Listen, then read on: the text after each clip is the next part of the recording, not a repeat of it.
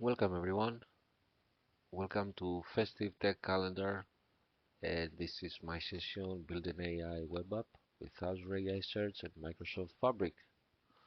I'm so glad to be here with you tonight from wherever you are. Big thank you for watching this video. I am Konstantinos Pasadis. I'm a Microsoft Azure MVP, Microsoft Certified Trainer, and you can find my details here in the links. The solution that we're going to explore today is already hosted in GitHub, and I'm going to show you also parts of the code used for this application through the GitHub repo.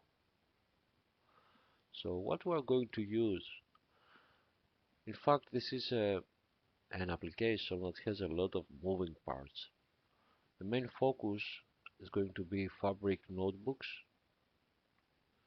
change data capture using Azure SQL, Lakehouse storage, and of course Azure AI Search and embeddings with Azure OpenAI. I hope you'll find it quite exciting since the result is going to be a book recommendations engine for personalized recommendations and general generative AI interaction and discussions with our model, of course. The dataset is found on Kaggle, and the solution can be adjusted to really anything you want to use it for. So let's switch to our Azure portal. I'm going to show you all the resources that are used for our application. So let's have a look. Everything is built with Terraform. What we're using? We're using Key Vault. Key Vault is storing all the sensitive information from connection strings to a JWT token that is going to be used for a user profile.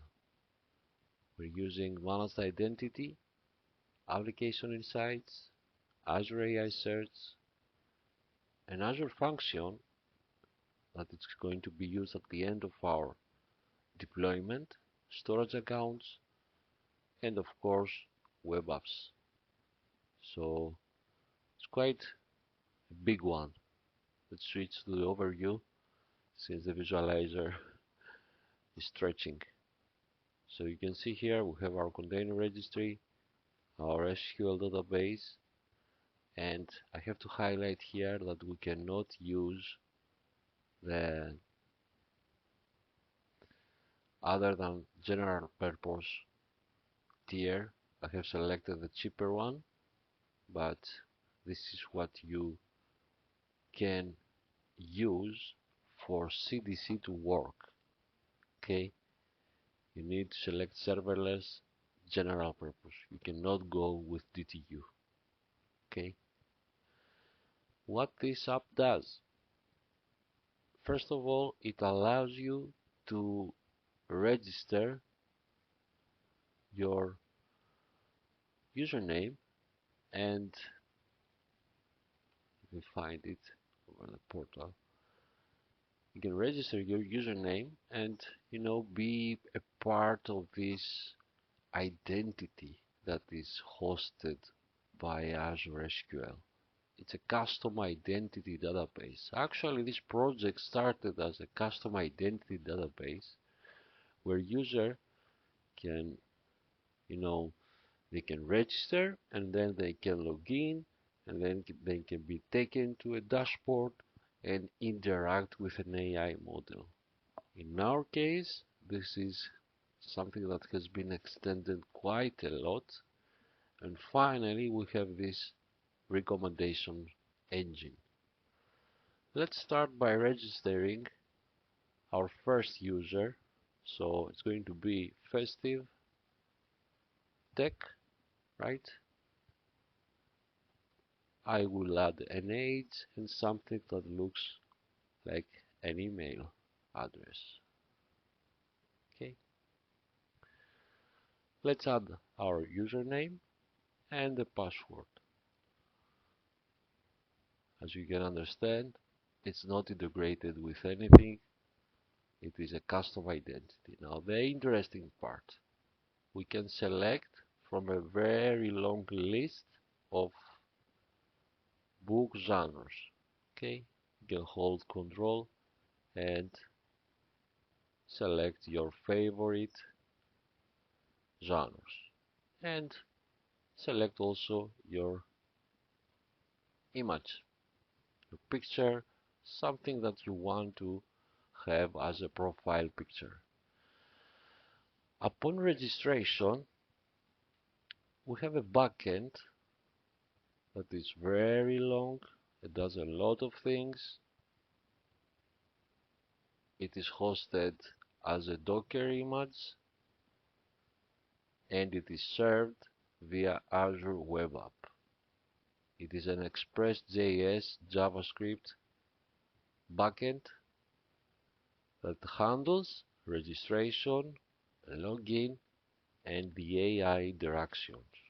For example, when I want to talk with the AI, the endpoint is handled by this backend. Okay. Again, you can find everything in GitHub under my handle PSSADIS. I'm just showing you a little bit of what's going on while we are running our application. So let's hit register here, and we registered our account. We got a message, and now we can log in. Let's log in and see what is going on in the dashboard, right? What is happening, and the idea of it is to integrate Azure and Fabric. This is the extension of the custom identity database that I discussed a little while ago. So I'm going to log in, and the data, the payload has been sent to the backend, and we have our own dashboard, right? We can log out as well. Remember that we have selected our favorite genres, right? Our personalized likings of book genres. Now, I'm waiting for my personalized recommendations, and I'm going to explain what's going on. But that doesn't mean that we cannot interact with a model. So can you recommend uh, 2 books with war in the description and rating above 4? The dataset that we have in our hands has a book title, the writer, the description, the genre, which can be many categories for each book, so it is not that just a field with a value, it's a multi-value field, and finally the rating. The AI model, through our Fabric notebooks that you're going to see, has created the embeddings for the books dataset, and now it's creating the personalized user profile embeddings that is going to store back to our SQL database. It's going to take some time because we are actually just registered, and now you saw that this thing just changed to your personalized recommendations are ready. And what we have achieved here, we have achieved this very nice function. We can just write the keyword recommendations, and we're going to get our very own personalized recommendations based on our selection of the genres we like. Okay, the code is adjusted to bring only 5 of them, but of course we can ask more questions, and whenever this keyword is into the prompt, the model has a preference over the personalized recommendations of the user. Now this is the front end. This is very interesting, and again you can adjust it to anything and any use case that you would like to use it. It is a React web app. It is containerized, and let's see also the infrastructure and how it is built. We're using Terraform. Okay, Terraform builds most of the infrastructure. Okay, the application inside, the SQL server, the firewall rule for the SQL, the database. We can have also the local provisioner that creates the table for the user, right? And then for the users, okay? Then the storage account, the container, the AI search, the managed identity, and the key vault. Again, the key vault has all the connection string. We are not using environment variables. We're using a key vault client on the backend that gets everything it needs from the key vault in order to perform certain tasks. For example, write the user back to the user database. Now, in Fabric, as you may know, you can start a free trial. It is important to select the trial and then move on to get a capacity. When you get a capacity, you are able to use Spark clusters and run everything you want to run, like notebooks and code and really anything you want to do. And you can see that this is a premium capacity, or as we say, a capacity. We have selected an F64, which is the default when you select a small semantic model as well. Another important thing here for this workspace is the environment. You can create your own environment in Fabric or environments, set them as default for your notebooks, or select different environments for different notebooks, and install specific versions of libraries for your Python, let's say, code. In our case, we have not migrated our code to OpenAI version 1 and later, and we want to stick with previous versions than the 1 version and later. So we are forcing with our environment to stick it on 0.28. The same goes with the search documents, right? This is because we have certain changes in the SDKs and in the APIs as well, and we need to use these specific versions to make our notebooks work. So I'm mentioning the word notebooks. What does that mean? Let's go back to our workspace and see what we have. So this is my workspace. A lot of things going on here.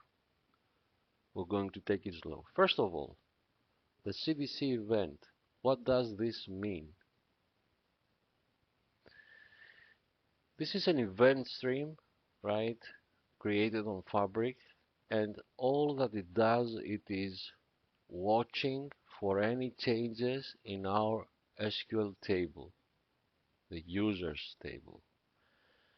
But we don't want to check everything because we are writing back to the SQL, and you're going to understand why. So we have the ability through CDC and Fabric, of course, to select a specific field to be watched, and only if this field changes, we're going to run this alert, this activation alert, that you're going to see what it does. It fires up a pipeline. So only when this, we show you here through the editor,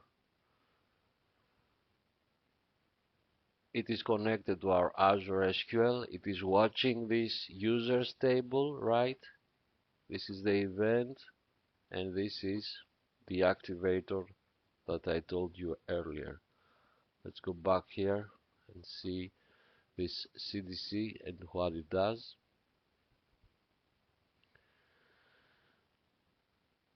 Right? And it is watching through this reflex project. Let me show you now how we can stay within this selection to watch only. This is the event stream, the correct event streams. Yeah, I think. Let me switch to the editor, and you're going to see what I mean.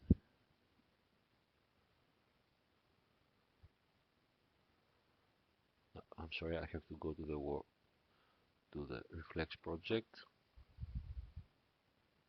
This is the one. So we're telling to our project here, our reflex project, that hey, you're going to watch only a specific, you're going to fire up, I'm sorry, only on a specific condition upon the CDC activation, right? So it is an alert that it is the result of the activation via CDC. And the condition that we're setting is this one. Only when the user ID is greater than 0. So each time a new user registers, the user ID is greater than 0. So in case we need to write something back to our SQL, we're not falling into a loop. This is what's happening with the reflex project and the event stream project that we have activated here. So it is a combination of these two, event stream and reflex, or data activator, as many of you may know it. Again, event stream is looking into the Azure SQL for changes, and it is activating this reflex project. The project has a condition that only the payload of user ID is greater than 0, then fire up this pipeline. Okay, pipelines. Let's see our pipeline. Going back to my workspace. First of all, let's see the first pipeline, the initial one. I got my dataset from Kaggle and I have uploaded into a storage account. But we have a problem here. The problem is that our dataset is not in the best condition that we need to be. It may have different characters. It may have empty fields. It needs some cleaning, some transformation as well, to be stored into Azure AI Search and create once the embeddings. So first thing first, copy from the storage account into our lakehouse. So we need a lakehouse, right? We have named it datasets and lives into our workspace in Fabric. And it's going to be saved as a CSV file. Next is run a Python notebook. Using Spark, we're running a notebook that is cleaning the CSV. It's removing characters that are not in the dictionary. It's removing rows that have empty fields, and it's creating this better version of our dataset. We are storing our CSV to our OneLake back, and this is a format used in the lakehouse, right? You can see here how this is stored, the ID, the book, the author, the description, the genres, and the rating. You can see here that we have very good accuracy on the ratings, which we can also discuss with our AI model when we have logged in into our application. We need to convert our file to JSON, so it will be better, and this is a prerequisite for AI search, to have a better ingestion into AI search, because we have a multi-field into the genres. So another notebook takes care of this case, and it's transforming the CSV into JSON. Copy it back from the JSON to the lakehouse. Okay, we could do this directly in the notebook, but I have preferred to have control over this phase, so I'm storing it back to a specific name, and I know now that in the next notebook that I'm going to transform this JSON into a JSON array, which file name I'm going to use. And that is because when we are storing into the lakehouse, it is using Delta tables, and the format is Parquet format. Finally, the interesting things. Uploading to Azure AI Search. Let's go and see our notebook here. You can open directly from the pipeline the notebook. You cannot have more than 10 items in the hub toolbar. You're going to see now that this notebook is using our customized environment. Okay. When you first create your notebooks, you can have magic commands, meaning that you can run pip install, pip install, and so on. You cannot do this when you're running your own book through a pipeline. Just keep that in mind. Okay. You can make your test, install anything you need with pip install, but you cannot do it through a pipeline. So that's why you need environment. So what we're doing here, first of all, we are using our client to connect to our cognitive search, create an index. You can see here our database, ID, title, description, author, genres, and rating. Right? The same exact fields that we have in our file. Just be careful here, the genres needs to be collection, right? And the search data type is going to be string. We're defining the index and we're creating it with these fields. Next thing that we're going to do, again, a new cell. We're creating the search client and we're going to load the JSON data. Some validation steps for our JSON, so we won't fall under an error, and all we have to do is just store it. Okay. We just stored our data to our AI Search Vector database. Nothing too much of a complex thing. The next thing is the most interesting part, and it's the last part regarding the books dataset. Let's see the notebook. What's happening here? Let me zoom in. You can see here that I have commented out this command. We are connecting to Azure AI Search and configuring the vector search, and we're updating it. So I'm importing specific packages, libraries,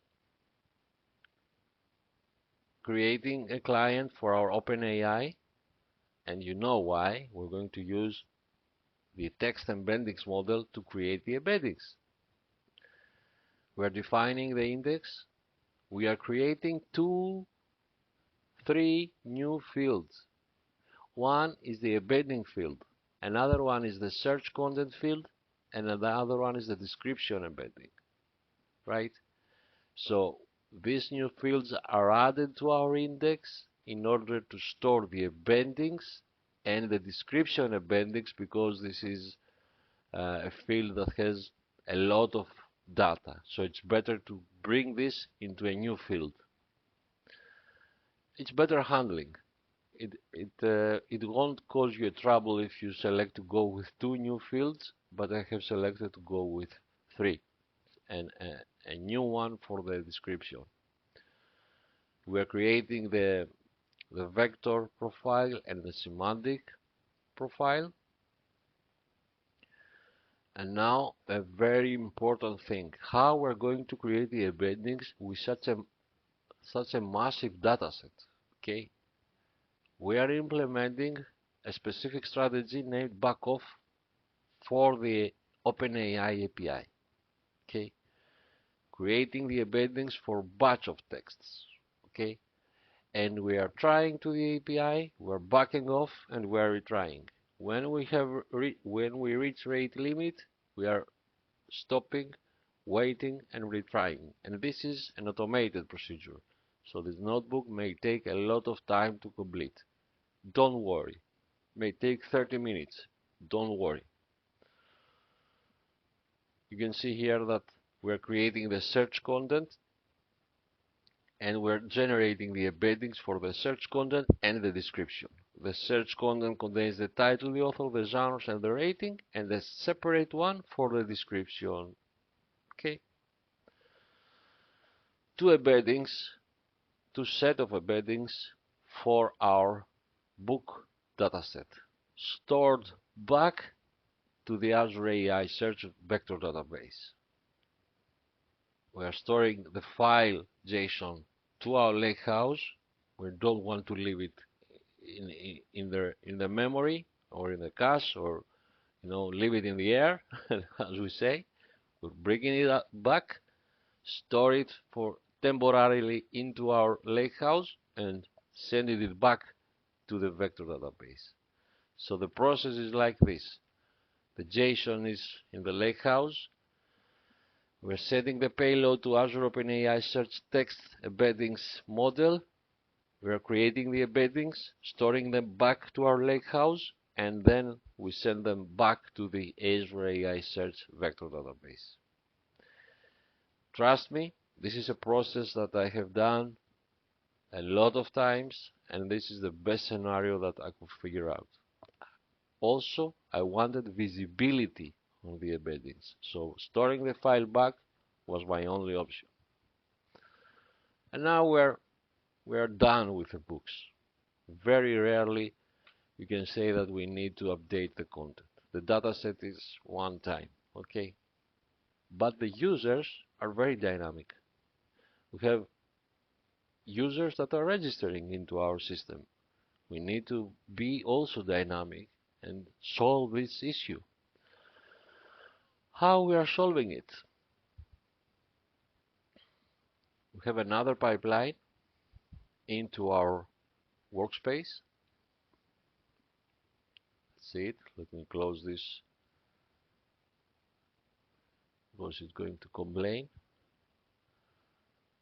It is the new users index pipeline.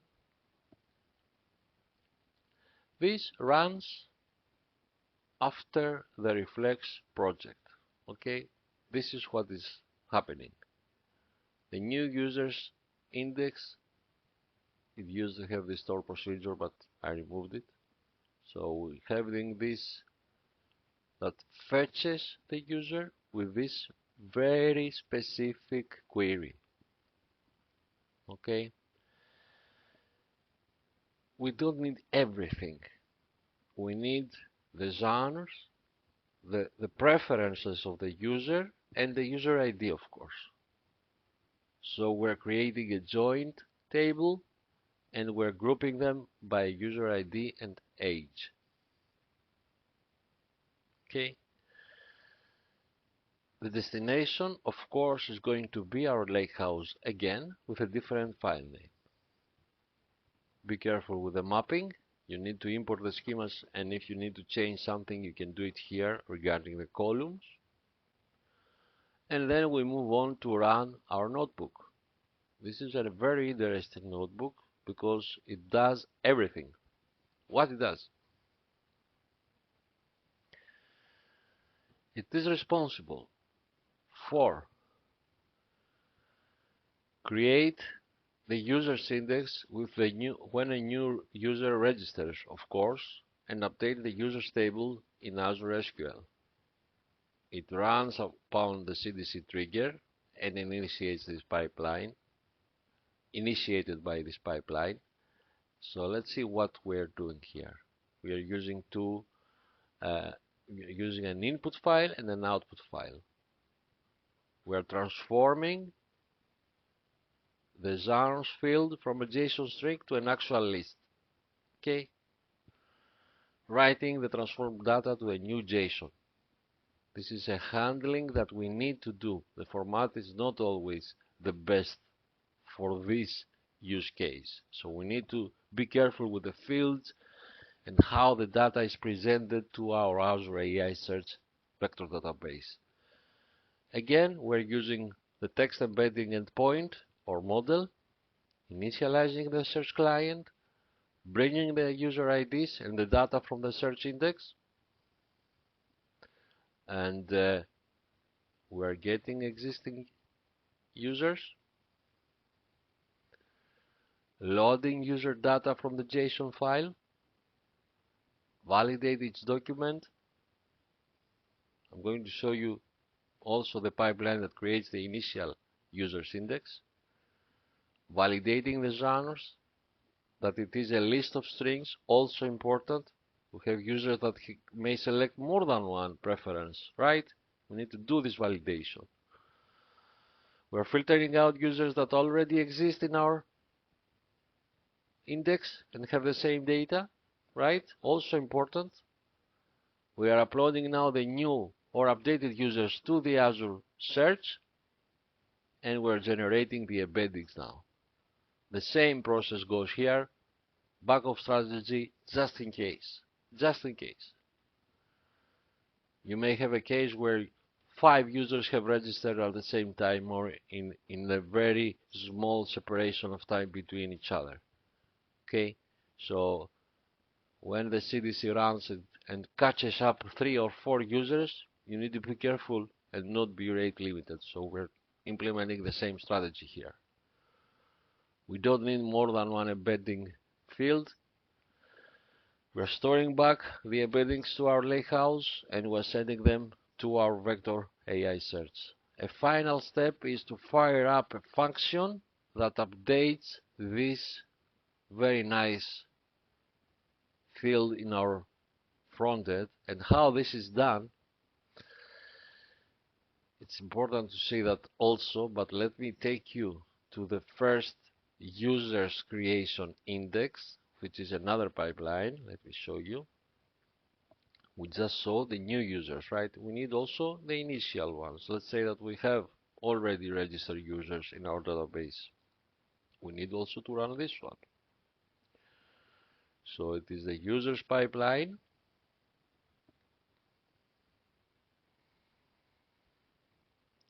It is more simple. Again, it's fetching the users with the same query, okay? And it uses this new notebook that does also a very important thing. It creates the index for the users. Let's see it. So as you understand, we're using a lot of notebooks. They are very flexible. Of course, they are code, they're Python, and you can do a lot of things with Python. We're creating a new index here, user ID, age, and genres. Again, we're creating the vector profile and the semantic profile. We're creating the initial index schema, the index client, and then we are updating our index with 2 new fields. We're bringing the search content and we're storing and we're creating a new field to store the embeddings.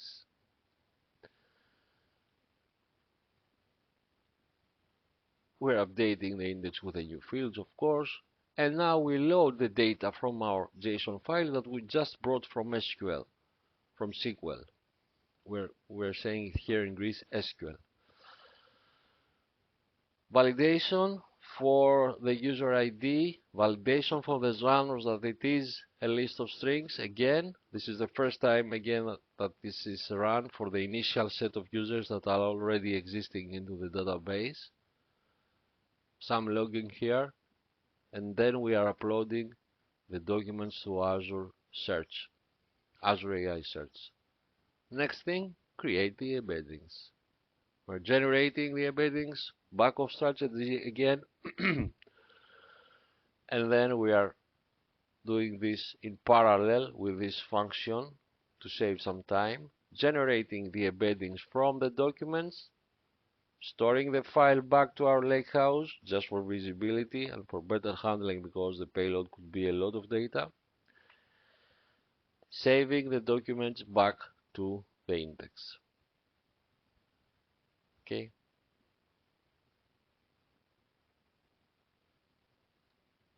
And now we can understand how this thing was done, how we were able to update, this nice field here. So what we are doing, we are polling our database in Azure SQL every 1 minute, let's say. We can do it faster, but let's say that we're polling it every 1 minute. What we are polling is a specific field. The field is named recommendations ready. So let's see that in the SQL database.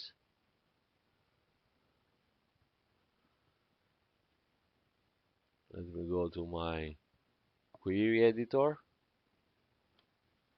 I'm going to connect just with a password.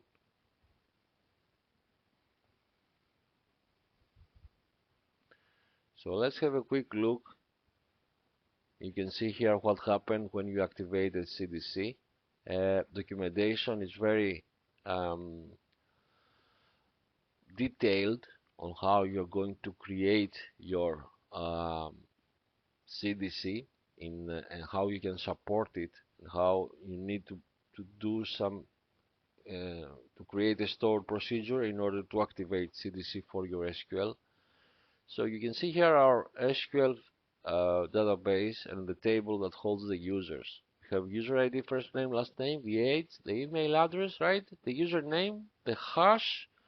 We're not storing password, we're storing the hash, photo URL, and this is the field recommendation ready. It's not done for every user, but it's done from a point on while I was using this solution. So the first time that we are registering, this is false, right? So when we do the process of the new user's index, and while the user is waiting for the recommendation, this field, the recommendations ready column, right, is false. But when the new user's index pipeline runs, at the end it activates a function. The function, the only thing that it has to do is connect to our SQL and change this field to true. So when we are polling with our backend and see that the recommendations ready has changed to true, we are changing this flag or visual. So we know now that we have our personalized recommendations ready. So let's see once more the whole process while we're watching our resources. Let's change the user to Tech Festive 24, something that looks like an email, TechFest, and the password. Let's select some fiction and some science fiction and some more fiction, I suppose, or something around this. some mystery. I think we are good. And optionally, of course, we can select our picture, our image. Okay, now let's go into the place that we need to follow our infrastructure, and in our case we're going to see the new users index pipeline, and more specific, the new users index notebook. So you can see live what's going on. Of course, you can create. This is the beauty of Fabric, and this is the integration. While we have this application and it's ready, it's working to a certain point, we can of course upgrade it to more enterprise levels, add on security. I don't recommend to use my solution strictly because it is a development version. You need to change certain things. Of course, we have Key Vault, which is a best practice, but you need to switch to private endpoints and all that stuff. So from the run view, you can see all the runs, and this is in real time. So let's switch to the view all runs, and also watch our SQL when the new user is logged in, is registered. Right, this is the field that we're looking to. It's going to be tech festive, right? 24 years old. It's going to be with the ID 34, this user that we're trying to create. Give it a moment. Yeah, this is the history of the runs. This is what happened a little bit earlier, but we're going to see it live. So I'm pressing register, right?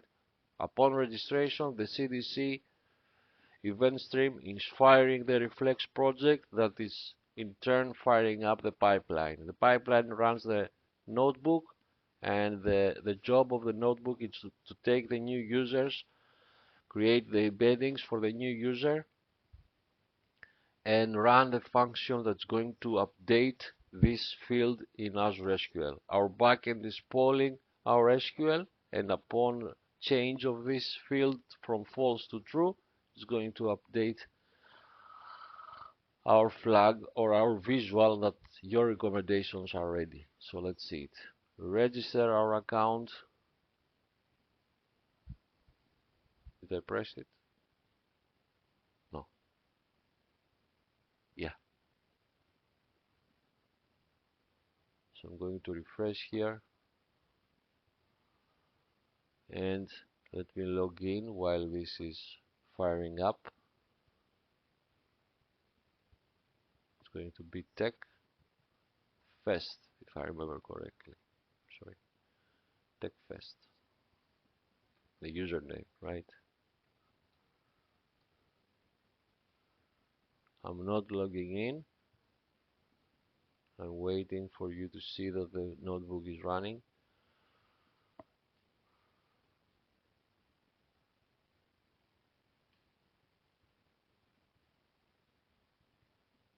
The registration has happened, and in a very short time we're going to see the notebook firing up. Yes, this is the notebook that just started. The very first notebook is going to take a little bit more time because the Spark cluster has been into sleep mode, unless we want to be able to run it continuously. I'm not sure how to do that, or if you can do that in Fabric. So I know for sure that it falls for sleep, in uh, in sleep after some time. So you need to wait to fire up the cluster so you can run your code. So I'm going to log in now. We know that the notebook is running, but we still wait for our visual. If we look now into our SQL database, I'm going to run the query again.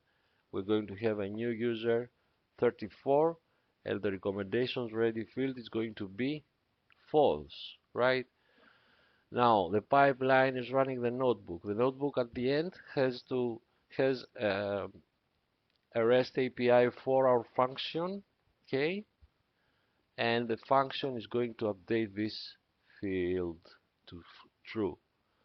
Once it is updated to true, our backend is polling this.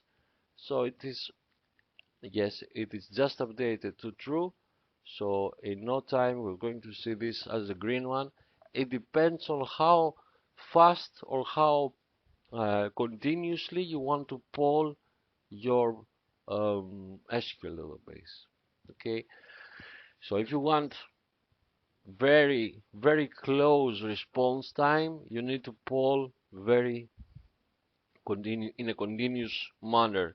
If you don't care about it, you can do it every 2 minutes or every 1 minute. It's really up to you. In the meantime, I can write what about some mystery books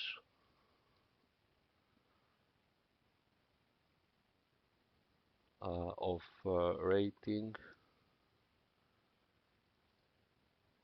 just around 4.2. Let's see what our assistant will be back. And you see that it's quite fast, right? It's quite fast. And yes, the function was fired up. It is updated as you saw earlier the field, right? That happened very fast, in about a minute. Now the polling again is a dependency that can play its role to how near real time or almost real time you want this update to happen. So upon this, now the user can just write the word recommendations and get personalized recommendations. There are a lot of things that the user can do. For example, they can ask for specific words in the description, as you saw earlier, ask for specific writers, and play with the rating as well. Recommendations is the keyword that the AI model is going to work and find in AI search the specific embeddings for this user based on the recommendations and bring back what it is closer to their preferences. Okay.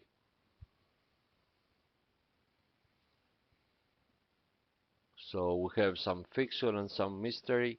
I think it's quite close to our preferences. And finally, let me show you the search resource that we're using for our indexes. So you understood by now that we're not using any indexer or any data sources. Everything is done through the data source. There was not used for a test. Everything is done through the API, right? We're doing all the changes, we're creating the embeddings, we're storing them back, we're changing the search with the additional fields, we're creating the search index, right? And there is a very hard detail that I had to find the hard way in the fields. When you want to do this type of very personalized recommendation thing with external data set and all the nice, very nice stuff, to tell you the truth, it's very nice to hear something like this. It is important for your users index. This is what is the important thing, your users index. If you go to fields, the search content needs to be face table enabled.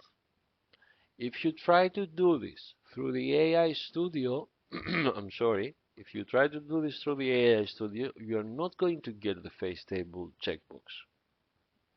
And this may cause you trouble. It may cause you trouble because you need to find a way to bring the genres, for example, uh, into the embeddings and make them available to the model in order to make the prediction and bring it as a recommendation, of course, in the dashboard, right? So that's why we're using the notebook, and everything is done by Fabric notebooks. So I'm sorry for any small gaps. It's quite late here in Greece. I have to tell you, I wanted to make this video for Festive Tech Calendar, and I'm very grateful for being here and making this video. I hope you like this solution. Again, you can find it in GitHub. I'm always updating the code. There are some minor changes that need to be done in the Terraform, if I remember correctly, but the notebooks are up to date. The backend is up to date as well.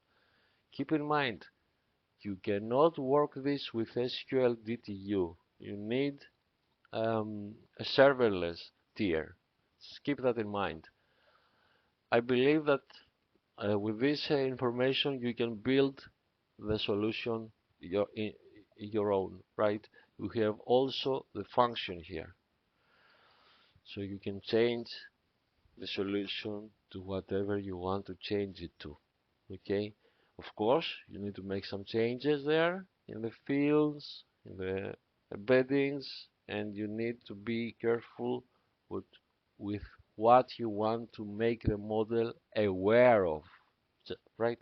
So if you want me to help you, if you want me to answer something, if you want to uh, suggest me a better thing or a better way to do something, I'm all ears. Okay, this is something that came out of my very raw instinct of developing. I'm not a developer, and probably if you are a developer, you have understood that I'm not one. But this is my hobby, and I'm very grateful again for being here with you. And I hope again I can see you in another uh, event or a series of events. Festive Tech Calendar is one of the greatest ones, and we are all excited when this time of the year comes. So cheers everyone. Thank you so much for being here today. Have a great one. Bye bye.